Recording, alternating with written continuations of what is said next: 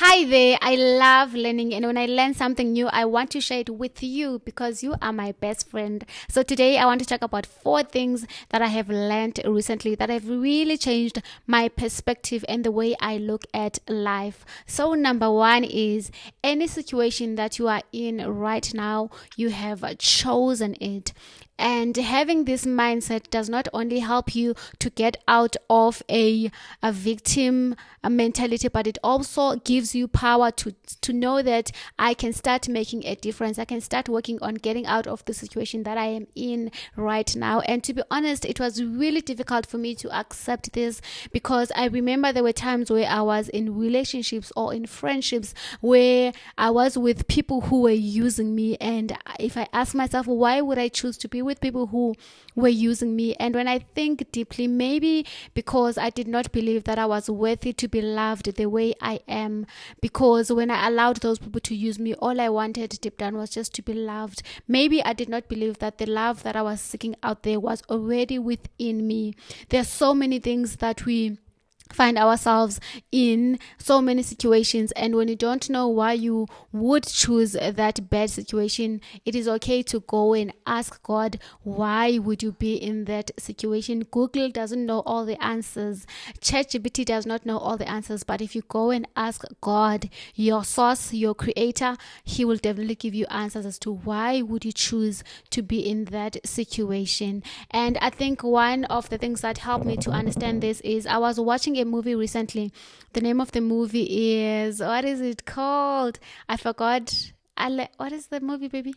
I don't remember the name of the movie. I think the name of the movie was Allen Almighty, but it was I think another version of Bruce Almighty. So this guy was asked by God to create a boat that is going to help the world when the floods come, and God in that movie kept saying that I'm doing all of these things because I love you. And this guy had asked God to help him change the world. So you need to know that when you're asking God to help you do something, if you're asking God to help you change the world, that will require so much responsibility from your side. So just know that when you are facing those obstacles, it is because of the prayers that you have prayed for, and it is because God is trying to answer your prayers. Okay, and the second thing, I've made some notes here, so I'm just gonna look down every now and then. So another thing is, your past does not have to define your future. I believe this in so many ways, because when I look at my example, I've lost my father at an earlier age, but when I look at the way I dealt with that grief and I compare it with my siblings, we have dealt with it in so many different ways. Like, even though we were raised in the same home, but the way we dealt with it was different. So your situation does not have to define your future. What has happened to you and what has hurt you does not have to destroy you. You choose what you want to do with something that has been done in your life. You choose what to do with the card that you have been dealt with in life. And I know it is not easy. If you have suffered trauma, if you have been in difficult situations, telling yourself that you have chosen this because you wanted this is not easy. But I promise you, try it, and you will know that you are giving yourself the power. You're taking your power back from that situation, and you're giving yourself a chance to fight back and to pick yourself up.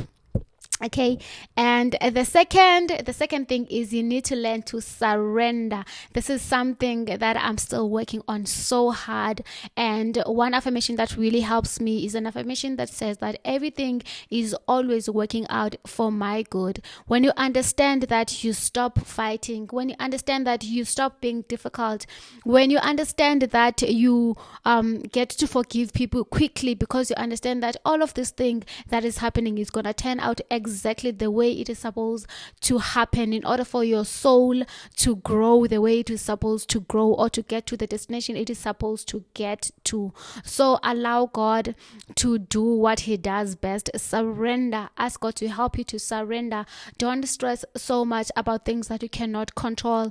Only do what you can. Do your best. But when it comes to things that you don't really have control over, learn to surrender. Learn to let go. And I promise you, honestly, there is so much peace in letting go and in surrendering and allowing a higher power to take over where you cannot when you cannot go any further. I think there's a Bible verse that I really love that says that I am strong when I am weak. That is because when you don't have your strength anymore, you have a God who has so much strength that you can lean towards for that strength when you are going through difficult days. Okay.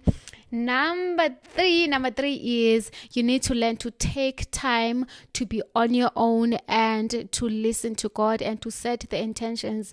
Ask God the questions that you have.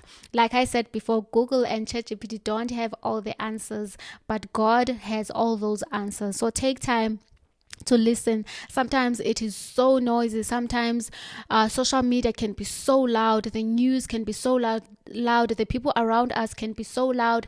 The people at work can be so loud. But when you take time to breathe deeply, to sit down, to ask God to help you, to reveal things into your life, you'll be surprised at how quickly God answers you. Okay. The last point is something that I've heard from Alex Hormozy, and I really love this.